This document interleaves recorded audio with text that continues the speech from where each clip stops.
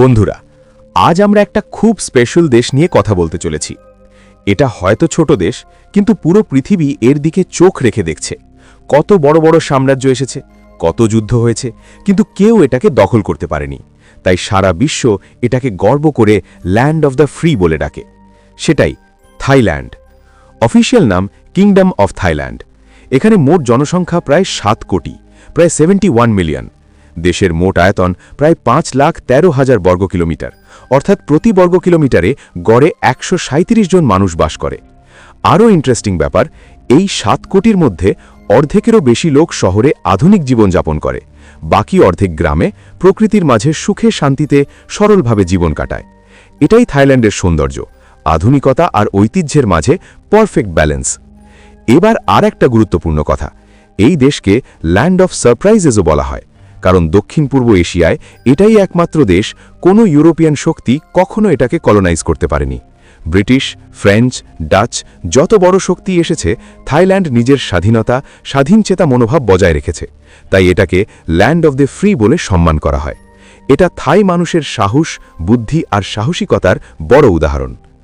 একসময় এখানে প্রত্যেক পুরুষকে বাধ্যতামূলকভাবে কিছুদিন বৌদ্ধ ভিক্ষু হয়ে মঠে থাকতে হতো, অর্থাৎ ২০ বছরের মধ্যে অন্তত কয়েক সপ্তাহ বা মাস এই রীতি পালন করতে হতো। এটা তাদের সংস্কৃতি, শৃঙ্খলা আর সাহস শেখানোর ঐতিহ্য। কিন্তু এখন এই ঐতিহ্য খুব কম লোকই চালিয়ে যাচ্ছে।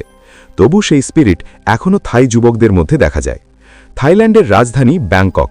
এই নাম আমাদের সবার পরিচিত, কিন্তু এর আসল পুরো নাম খুব লম্বা। পৃথিবীর সবচেয়ে লম্বা শহরের নাম এটাই। ক্রুংথ্যাপ মাহানাখন বোভোরন রাতানাকোসিন মহিন্থরা ইউত্থায়া মহাদিলক ফপ নপ্ফরাত রাজধানী বুরিরম উদম রাজানিবেদ মহাসথান আমন ফিমান অবতার সতেত সত্তরত নিবোভিত্রম উদম রাজানিবেদ মহাথানম আমন ফিমান অবতার সতিত সত্তরত নিবোভিত্রম আমন ফিমান অবতার সতিত সত্তরত নিবোভিত্রম। এভাবে ১৬৮ অক্ষর, পড়তেই কষ্ট হয় না, তাই সবাই সহজ করে ব্যাংকক বলে ডাকে।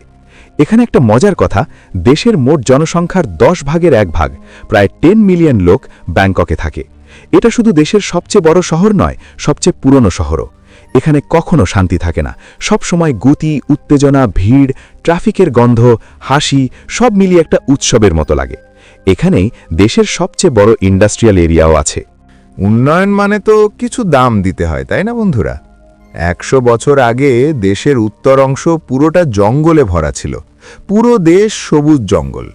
কিন্তু এখন জঙ্গল মাত্র ২৫% বাকি জায়গা সব ফ্যাক্টরি, শহর, রাস্তা, শপিং মল হয়ে গেছে। তবু থাই সরকার এখন জঙ্গল রক্ষার দিকে অনেক চেষ্টা করছে। এখানকার মানুষ তাদের রাজাকে খুব হৃদয় থেকে ভালোবাসে। রাজা নিয়ে কেউ খারাপ কথা বললে তারা সহ্য করে না। একটা হলিউড মুভিতে রাজাকে খারাপভাবে দেখানো হয়েছিল বলে সেই মুভি থাইল্যান্ডে রিলিজ করতে দেয়নি। এটা তাদের রাজার প্রতি সম্মান আর ভক্তি কতটা গভীর তা দেখায়। রাজপরিবার নিয়ে কথা বলার সময় থাই মানুষের মুখে গর্ব ফুটে ওঠে। এই দেশকে ল্যান্ড অফ টেম্পলস বলেও ডাকা হয়। এখানে মোট ৩৫,০০০-এর বেশি মন্দির আছে। এখানকার লোকেরা মন্দিরে যাওয়া, ধ্যান করা, বুদ্ধের মূর্তির সামনে কিছু সময় কাটানো খুব পছন্দ করে। মন্দিরে যাওয়ার সময় সাধারণ সম্মানজনক পোশাক পরতে হয়, শর্টস, স্লিভলেস টপ অনুমতি দেয় না। আমাদের দেশে বড়দের সম্মান দেখাতে মাথা নোয়ায়, তাই না বন্ধুরা? ঠিক তেমনি এখানেও বড়দের দেখে মাথা নোয়ানোর রীতি, আর কাউকে মাথায় হাত দেওয়া যায় না, সেটা অসম্মান বলে মনে করে। থাইল্যান্ডে গেলে এই ছোট ছোট সাংস্কৃতিক নিয়মগুলো মনে রাখবেন বন্ধুরা, তাহলে ওখানকার মানুষ আপনাদের আরও কাছে পাবে। পৃথিবীতে সবচেয়ে বড় অর্কিড ফুল রপ্তানি করে এমন দেশগুলোর মধ্যে থাইল্যান্ড একটা।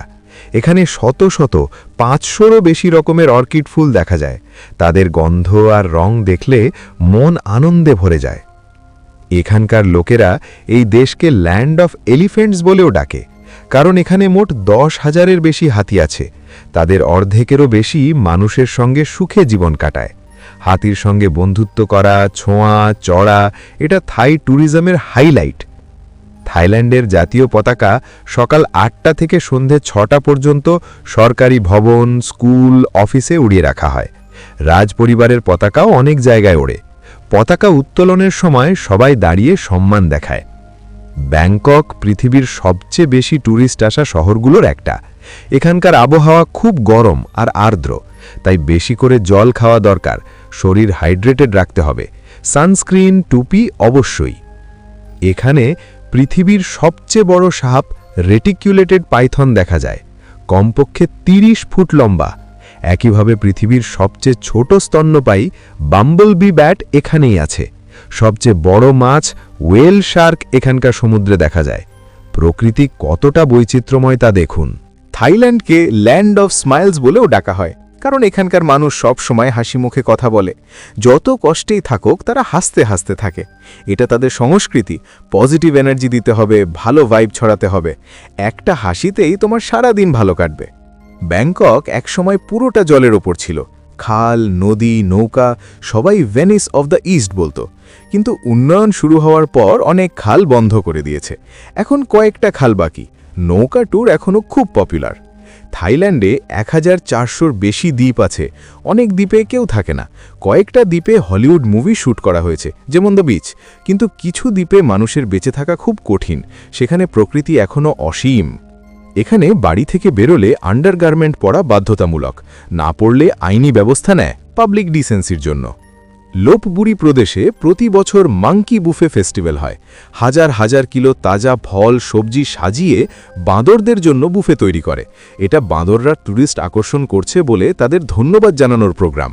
হাজার হাজার ট্যুরিস্ট এসে এই ফেস্টিভ্যাল দেখে মজা করে। এখানে অনেক এটিএমে কার্ড ঢোকানোর আগেই টাকা বেরিয়ে আসে, তাই কেউ কেউ কার্ড ভুলে চলে যায়। ব্যাংকগুলো খুব কাস্টমার ফ্রেন্ডলি। ব্যাংককে মেয়েরা খুব ওপেন মাইন্ডেড বলে একটা সার্ভেতে জানা গেছে। তাদের সঙ্গে বন্ধুত্ব করা খুব সহজ, তাই এখানে ডিভোর্স কেস খুব কম। ট্যুরিজম এখানে সবচেয়ে বড় আয়ের উৎস।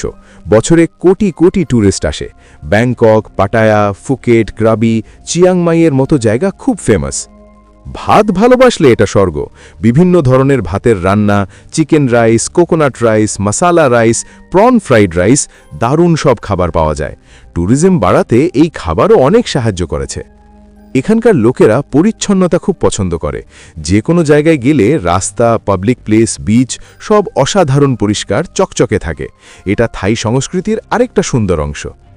সো বন্ধুরা, থাইল্যান্ড নিয়ে তোমাদের কেমন লাগলো? কেউ গিয়ে এসেছো, তোমাদের অভিজ্ঞতা কমেন্টে শেয়ার করো। কোন ফ্যাক্ট সবচেয়ে ভালো লাগলো? কোন জায়গায় যেতে ইচ্ছে করছে? ভিডিও ভালো লাগলে লাইক করো। ইউটিউবে দেখলে চ্যানেল সাবস্ক্রাইব করে বেল আইকন টিপে পাশে থেকো। থ্যাংক ইউ বন্ধুরা, থ্যাংক ইউ ফর ওয়াচিং। আরেকটা স্পেশাল দেশ নিয়ে আবার দেখা হবে।